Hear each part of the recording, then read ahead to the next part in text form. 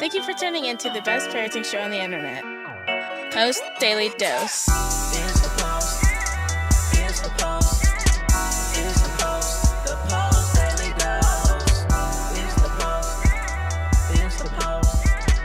It's the Post. The Post Daily Dose. It's the Post.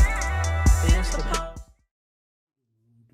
Hey, what's up, Facebook family? Big Papa here.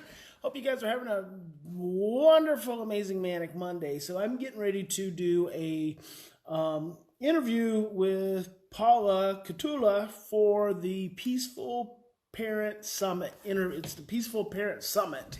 And so I'm going to do an interview for it. And I'm going to see if she's going to let you guys listen in.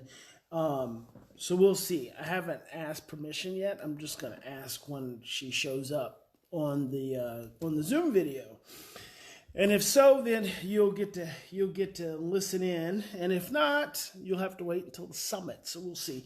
So I flew in from Colombia Saturday. I got in to San Francisco. So 7-hour flight, got into San Francisco.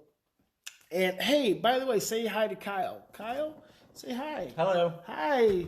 Kyle is my new assistant, guys. So you're gonna be seeing a lot of Kyle in the days to come, and you'll be hearing from him. So he's gonna be hanging out with me a lot and helping me organize some of my madness, because there's a lot of it, and be more productive. And guess what? We have a TikTok channel, Big Papa Bryan+Post. Check me out on TikTok, baby. And I already dropped a few little videos. I'm actually gonna do it, I think, more for children, like talking to kids about how to deal with you guys, parents, and how to see how to see their parent stress differently. But right now, I'm just posting random hoo-ha. Mimi says, "Hi, Kyle." Hey, Michelle Moore. Thanks. I'm glad to be back. So anyway, yeah, check me out on TikTok, Big Papa Bryan+Post. I think that's where you'll find me. It took us forever to like get it all dialed, because I had like 3 accounts. But anyway, got in Saturday to San Francisco after a 7-hour flight. Was supposed to have gotten to Eureka at 5:30. Turns out that flight got canceled. So they booked me for the 10 o'clock flight. Was going to put me into Eureka at midnight. Then that flight got canceled. So guess what? I had to spend the night in San Francisco. And so I went to the desk. Obviously, long day. I mean, I was in Colombia in an alleyway waiting for a cab driver at 3:30 in the morning. And this is Eastern Standard Time. So that was like 12:30 midnight here in California. So then fly all day and get there and set in the airport for 2-3 hours, and then find out that the freaking plane is canceled. And so when the 10 o'clock one was canceled, I was just like, I went to the customer support desk, and people are pissy. There's a woman in front of me, and she was like, we spent $7,000 on these. Oh, hang on a minute. Hey, hi. How you there doing? You are. Now I hear you. How you doing, Paula? I'm doing well. How are you? I'm doing fantastic. I love that dress. Oh my gosh, it's fantastic. Thank you. I put it on for my big interview today. That's great. Hey, I've got a question. Do you think it would be okay, like, if I did this on Facebook Live? Because I was kind of thinking that it would just gain more attention for the summit. What do you think? Like, because my people are already here. They already know my stuff anyway. But if they know, like, if they're here, if they're like chiming in today and listening today, and then we're announcing the summit, they know the summit's going to come, then they're going to want to sign up for the summit even more and let people know. What do you think? Right. Okay, let me think. So I guess yes, but I guess with the Facebook, I'm just trying to think how I can also get the recording of that. Oh, well, you can have that. You can get the link. You'll just, okay. Yeah. So just get the link, and then when the summit goes, it will be then aired the day of the interview as well. Okay. Oh, I mean, it could be. I mean, it would be streaming live today, just this interview, and then the summit, the interview for the summit would be the same. So. Right, exactly. And you'd be still cool, like before the summit, sending out email. Oh, of course, and, yeah. You know, absolutely. all that stuff. Absolutely. Okay. Well, why don't we do that then? Okay, good. Yeah, as long as I can somehow, you know, as long as I get the recording or the link or whatever. Sure. That's fine. All right. Well, we're going. We're streaming live then. Paula gives us permission. Okay, That's great. Fantastic. So. Okay. So let's. So how do we do this? So. Do what? Are we already live? Oh yeah, it's just streaming off my phone. But they can't see you. Awesome. They can't see you. They're just looking at me. They can hear you, but that's it. Okay. Yeah. Okay, great. And you know what? If that's the case, I can also record this from my end right now, so that's perfectly fine. Yeah, I thought that's what you were going to do anyway. Yeah, you should still do it the way you're going to do it for the summit. Perfect. Yeah. Yes. Okay. Good. So you're way more techie than I am in this, so that's awesome. Okay. Awesome. Let me hit the recording here, and we are good to go. All right. Okay. So. Welcome everyone to the How to Become a Peaceful Parent Summit. I'm your host, Paula Kettula, licensed clinical social worker, and I'm on a mission to help parents become patient, present, and loving with their kids. And today I'm super excited to be here with Bryan+Post. Thank you for your time. You're welcome. My honor. Excellent. And so I'm going to give a little intro. And then you can add to the intro, because I'm surely going to miss something. You've done a lot of wonderful work. But everybody listening in the summit, Brian is a clinician.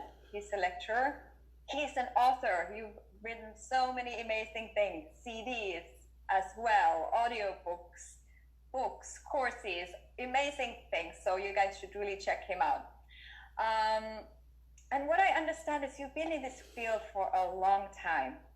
It feels that way. And and it is really awesome because you were really kind of, when the trauma-informed care started emerging, you were a big part of that. You came up with this stress response model that is so important for parents to understand. So those are really some amazing contributions that you've had. Thank you. And Brian also runs the Post+Institute, which has all kinds of amazing resources and services for parents. And you especially work with children who have a lot of challenging behaviors, but you work with them from this attachment and love-based approach. What did I miss? No, you got it. You got it. Yeah? Okay. Yes. Awesome. So, first thing that I'd like to know is what kind of drew you into your work, into this field? Like, what was it that really like touched your heart and you said, you know, I really want to work with these kids who are having really a lot of trauma and challenges in their lives? I actually did not set out to be a clinician or to work with families because I got a football scholarship. But once I got tired of playing football and I got tired of being hurt, I stumbled into a social work class. And then I really enjoyed it. It came naturally. And then when I finished my undergraduate degree, I didn't really know what else I wanted to do. So the next natural thing for me was to get my master's degree. And it's when I got my master's degree that I met my first mentor, who was a clinician. And that's when I first thought, hey, this is something I can do. I've always enjoyed talking to people. I've always gotten along really well. I've always been a really good listener. And so it just kind of naturally lined up.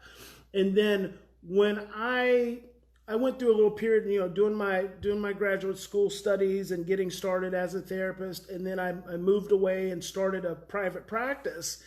And it was then that I realized that being adopted, having spent a little time in foster care, having grown up in a home with a lot of challenges. I had an adopted sister who had a lot of challenges, having had a lot of challenges as a child myself. It was then that I started to realize that all along, this is what I was meant to do. So everything that I had experienced and gone through was to get me to this point of really being able to serve families. Right, right. That's an amazing moment in life when we realize that even those hard things that we went through as a kid, there's some kind of meaning or purpose behind that, and that you can turn it into healing. Yes, it's essential. Absolutely. That's a big part of healing trauma, actually. It's is so exactly important. that, right? Yeah, and that's what I like to say to people, because a lot of times we like to frame trauma as just this really negative event that happens to someone.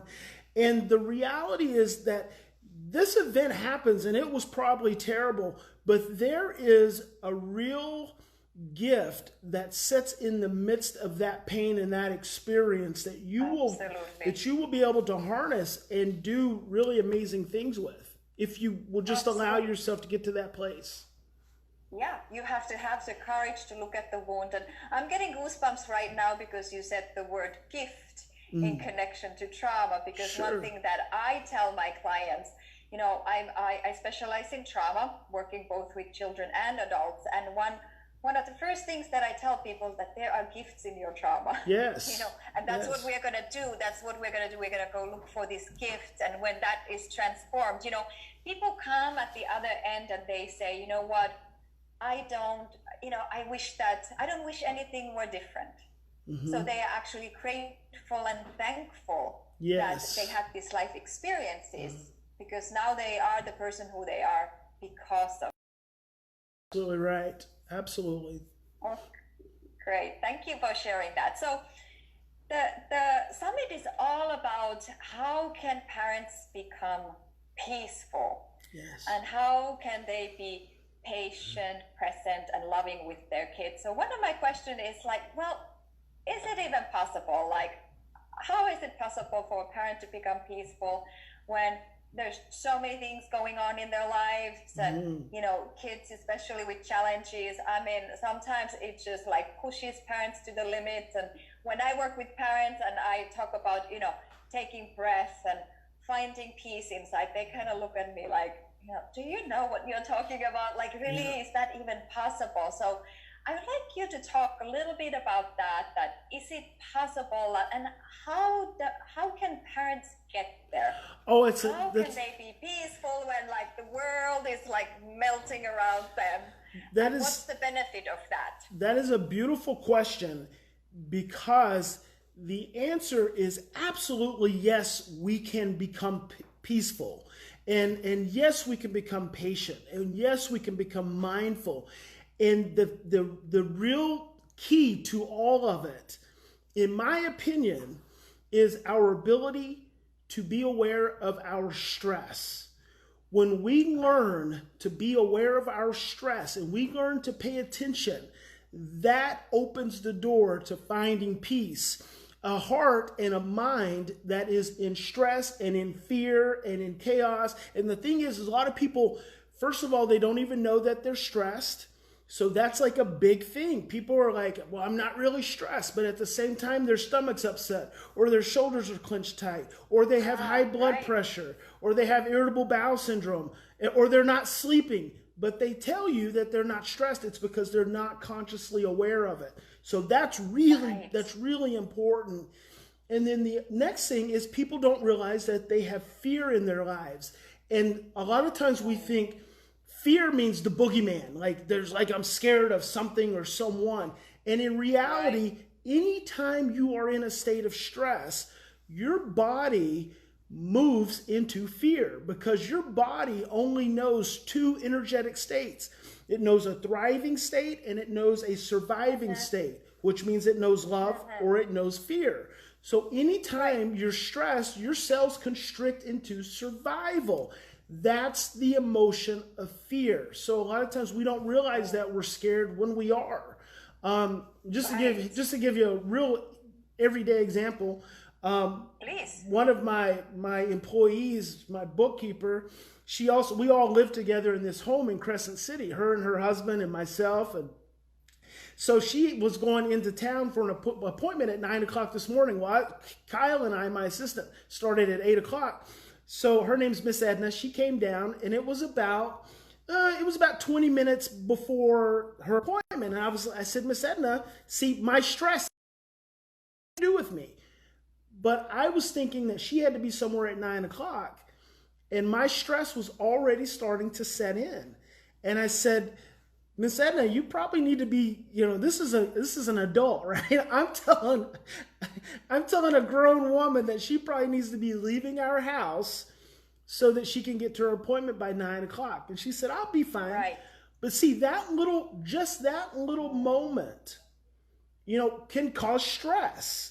And it causes fear. I'm afraid that she's going to be late. I'm afraid that there's fog outside, and she's not going to give herself enough time, and she's going to put herself at risk. And all of these stress manifested fearful thoughts that we're usually not even aware of. And so that's the key to me, Paula. That is the key to becoming peaceful, is being present and aware of your stress. Right. Because if we are in that stress mode and in that fear mode, we just end up reacting. Yes. And I see that all the time. Parents just reacting to their kids. And sometimes it's even like what is considered smaller things, like, don't do this, stop climbing, don't do that. Don't get this message all day long. That's a fantastic statement, because I interact with so many parents. It's so interesting to watch just a parent, everyday parenting, don't do that, or stop that, or watch out, or be careful. We don't realize how much anxiety that's generating within us. Right. And that vibration sends a vibration to our children for anxiety and stress. And can you imagine and we call it helicopter parenting. That's right. But we helicopter in a way that we don't even know. We're just anxious, and we're just worked up. Yeah. And that prevents our peacefulness. That's right. And it's, parents have this good intention, because they really just want to protect their kids. But we know that, parents try to protect children oftentimes from things they don't need to be protected from. Yes. Kids need to be free to move, to be free to do things, to try things. And so these are really, really, really important things to understand for parents. So how can parents lower their stress? What are some ideas or tools or techniques, like your favorite ones, to tell parents, like, okay, if they need to lower their stress? So starting with the awareness, and then what else can parents do? Okay, so I like to slow down and really help parents understand the foundation. So when I say awareness, when you say awareness, that is such a easy term to say. And then as soon as we go to the next, well, what else can I do?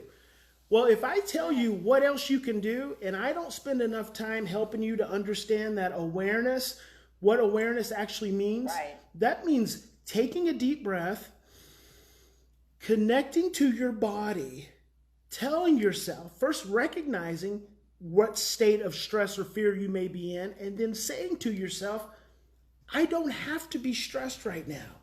Everything is going to be okay. See, our brain starts to inform us that everything's not going to be okay. Our brain starts to tell us that we're at risk when we're not. And so you said that parents get stressed out with their kids, or try to protect their children from things that they don't have to protect them from.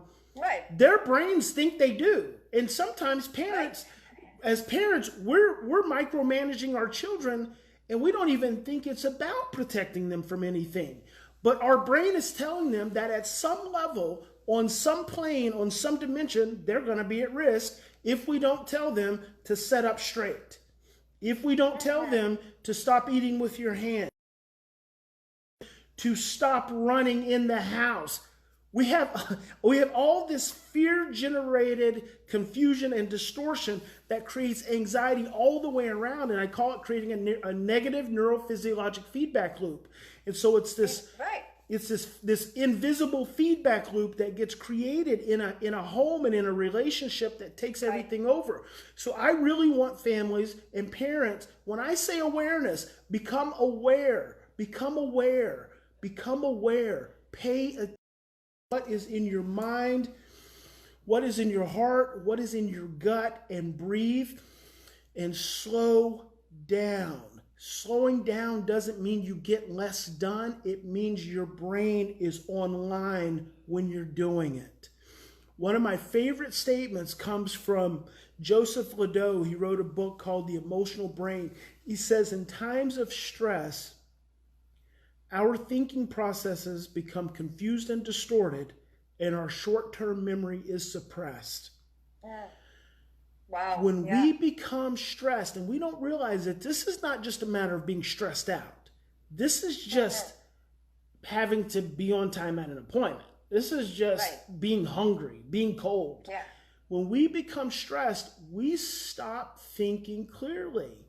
And I fundamentally, more than anything else, if I can teach parents any one thing, it is the ability to breathe in the midst of your stress.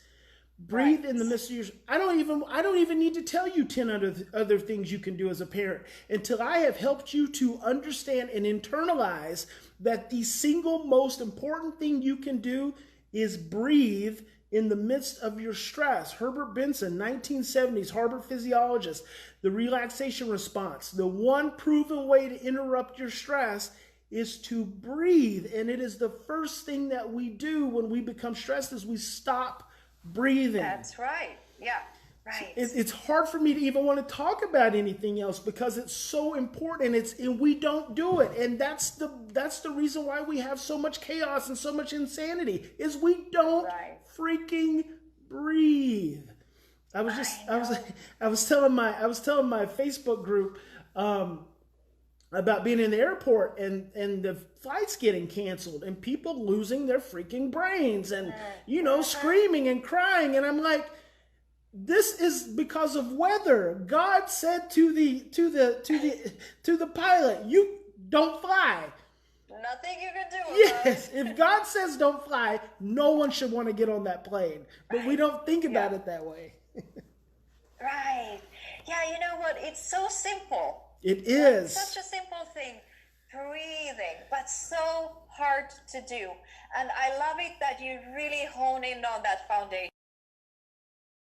Anything else until we can just pay attention to our breath, pay attention to ourselves. And I think the key here that I really want to point out too is that parents so much, they focus on the child's behavior. Yes. Well, the kid is being disrespectful. They just yelled at me. They just said they hate me. They did this. Yes. So the attention is on the child, not on the parent themselves, And which is what you are saying. You need to shift that attention to what are we feeling, not what the kid is feeling or doing at that point. What's important about that is helping parents to understand that their amygdala, their brain, is what is obsessing on that child's negative behavior because the amygdala is wired to see a threat. So the reason we obsess over our children's behaviors is because our brain is telling us we're at risk. And so when our brain starts telling us that and we stop breathing and our thinking goes offline and our short-term memory is suppressed, then chaos ensues. But when we can breathe and we can just say in a moment, I'm not going to die. He's not going to die by continuing to shove that food in his mouth. And see, this is what clear thinking does. Clear thinking says, if he starts to choke, I'll give him the Heimlich maneuver. See, that's what clear thinking says. Yeah. But the amygdala, from a fear-based place, says he's got to stop stuffing all that food in his mouth because he's going to choke. And if he chokes, he might die. And oh my God, then I'm going to be at his funeral and then it's going to be terrible and I could go to jail. It's like all this runaway. Snowballs. Yes. Yes. Yeah. So, and we need to stop that snowball effect by becoming aware of ourselves as parents. And the other So part important. of that is, for me, just being someone who's worked with trauma for so long, is helping people understand that when your amygdala gets activated, it stirs up your brainstem, and in your brainstem are all of your most painful memories. And so whatever you're encountering in the present, whatever that vibration is, it goes into your brainstem and it matches up to a vibration of a similar experience. Right. That's why we become so overwhelmed, because we think it has something to do with what's going on with our kids in that moment, but it really doesn't. And this is why parents end up taking it personally, because the vibration of the child's behavior matches up to an experience in the parent's brainstem, which then creates that memory in their physiology and in their brain. Right. That's the key. And again, how do you get to that without breathing? So we want to say that, we want to say, hey, just be aware. But if I just say, hey, be aware, then you don't have any idea that your brainstem is releasing potentially trauma memories that's causing you to have near panic attack. Right. Yeah, I want you to really connect to you. And I really want you to be able to slow down as a parent and realize that that is the key. In fact, it is the key to your own peace, and it is the key to you being able to help your children arrive at a place of peace. Right. This idea of co-regulation. Yes, co-regulation. Right. Yeah, so if the kid is already, having a tantrum and screaming and crying, and if the parent is yelling, stop crying, there is no calm, regulated brain to deal with that situation. Exactly. So, and then we know that children's brains are not yet developed. They still have a long way to go. They can't regulate. So they actually need us adults to regulate themselves. So that's kind of like another powerful message to parents to understand that they can actually, if they want to help their children be calm and listen, they also need to be calm and help the child calm down by being calm. And then there's this resonance that happens, right? It's essential. It's essential. Yeah. So for us as parents to calm down in order to calm our children down. You can't calm a child down if you are not calm yourself. So resonance can't even occur. And I think for me, it is looking at these very simple concepts and principles and helping people to understand that when we get stressed, we create all of this confusion and distortion. Right. But you can't help, not only can you not, the reason you can't help your child calm down if you don't calm down is because you can't turn on your child's oxytocin. Because if they're acting out, then they've already gone outside of their window of tolerance, which means they've already exceeded their own oxytocin ability, the brain's anti-stress hormone. So if you can't calm down as an adult, you really are not going to be able to help that child calm down. And by getting mad and yelling at the child or threatening the child to take your shoe off or to take your belt off or to take something away or to take a point away or to give them a consequence is not calming them down. Just because they may stop the behavior, that's not calming them down. That's just overwhelming them with more stress, and they move into hypoarousal. That's the shutdown side of stress and fear. Right. And this is where parents often are mistaken, because when kids are parented from the fear mode and child goes to the shutdown mode and doesn't do the behavior anymore, parents think like, oh, that worked. That worked. It didn't. Exactly. The kid is still dysregulated, and they are in that freezing or even folding mode, which is, in the stress continuum. Yes. They are not calm. they are not regulated. So I love this conversation here because it's so important, I think, for parents to have this information. Yes. So that they understand like what is actually going on in the physiology of Yes. their child and within themselves as well.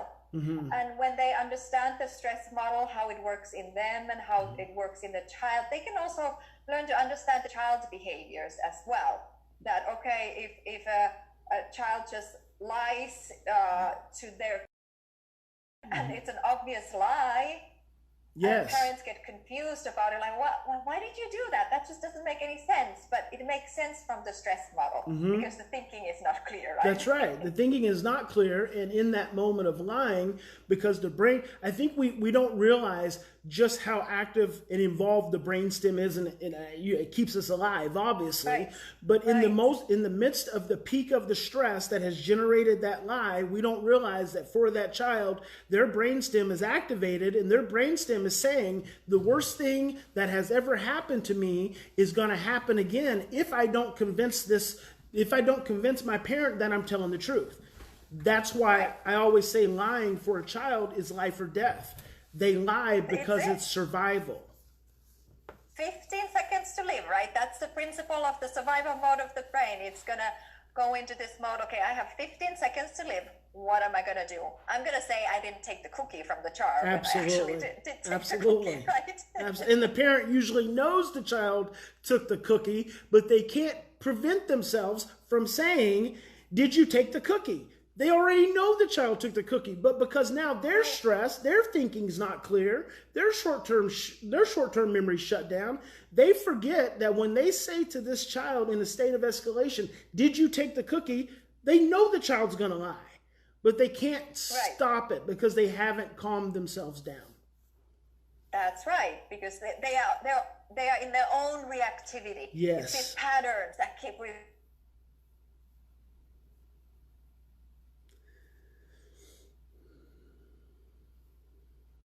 You froze up, Paula. Oh, okay. But there you Do go. you still hear me? Yeah. Okay, Yeah. there we are.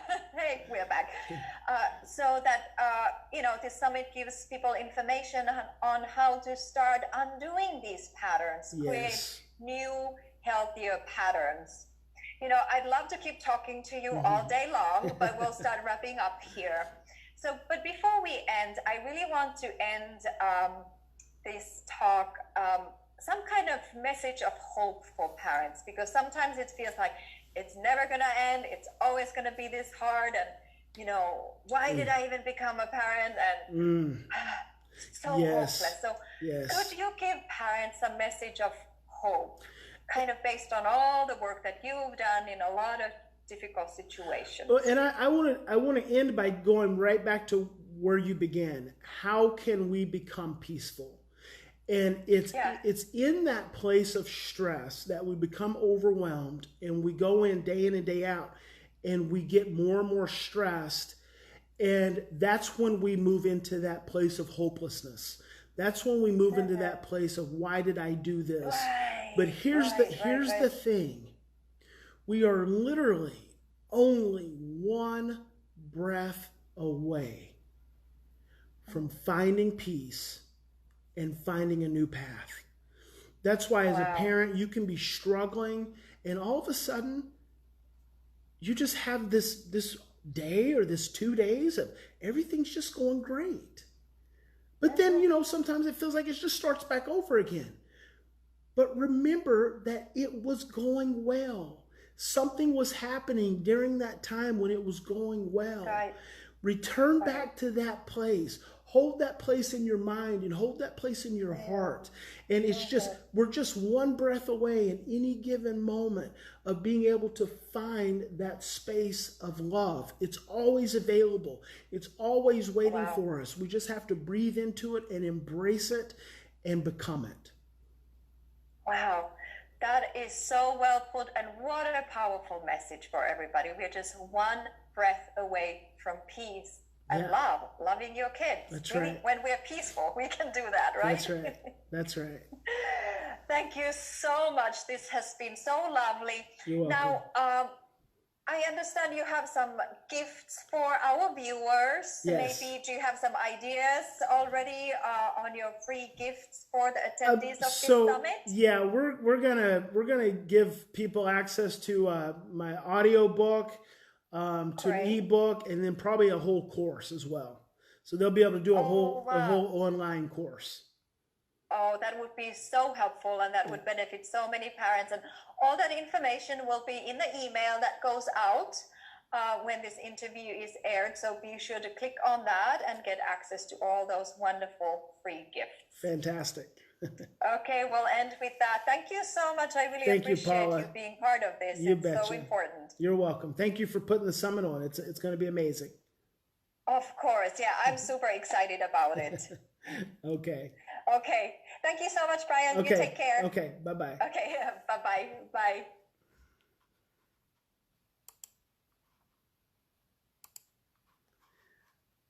All right. That was nice and sweet and to the point.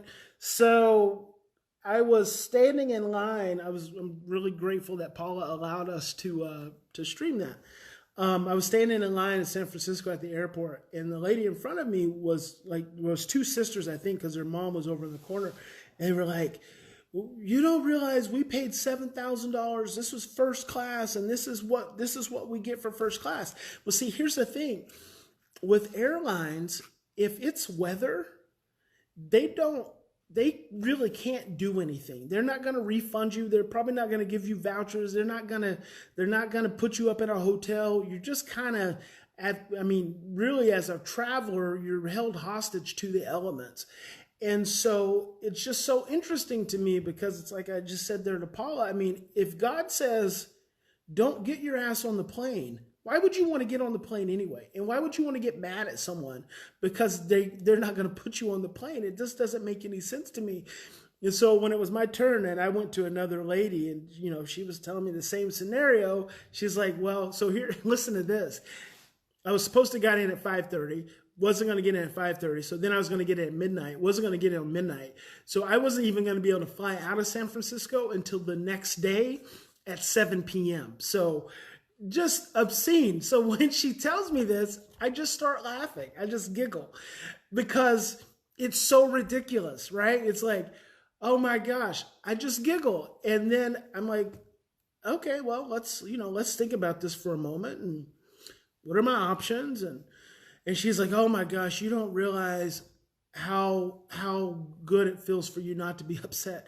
And I said, God has a reason for all things. And so I'm disappointed and slightly frustrated, but I'm going to adjust. I'm going to transition, and it's not your fault. And she said, you're the second person today who said that exact same thing.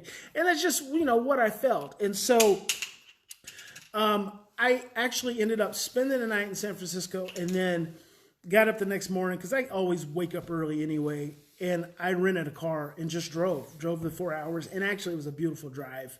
And I enjoyed driving through San Francisco. San Francisco is beautiful. And I'm going to be spending a lot more time in San Francisco and in the Bay Area in this coming year, spending more time with more families and kind of doing what we're doing in Crescent City, doing it down there, all over Northern California. So it was just a great opportunity to spend some time and drive, and it all worked out. And so just remember, in those really stressful times, it's really important. This is not just about our kids. This is not just about parenting. It's not just about behavior. It's really important that we learn to live a life of presence and mindfulness and calmness and just being loving to one another, because there's so much stress and chaos in the world. But that's all. So anyway, I'll probably see you guys this evening at 6:30 Central Standard Time for another episode of Post Daily Dose. Hope you have a fantastic day. We'll talk to you later.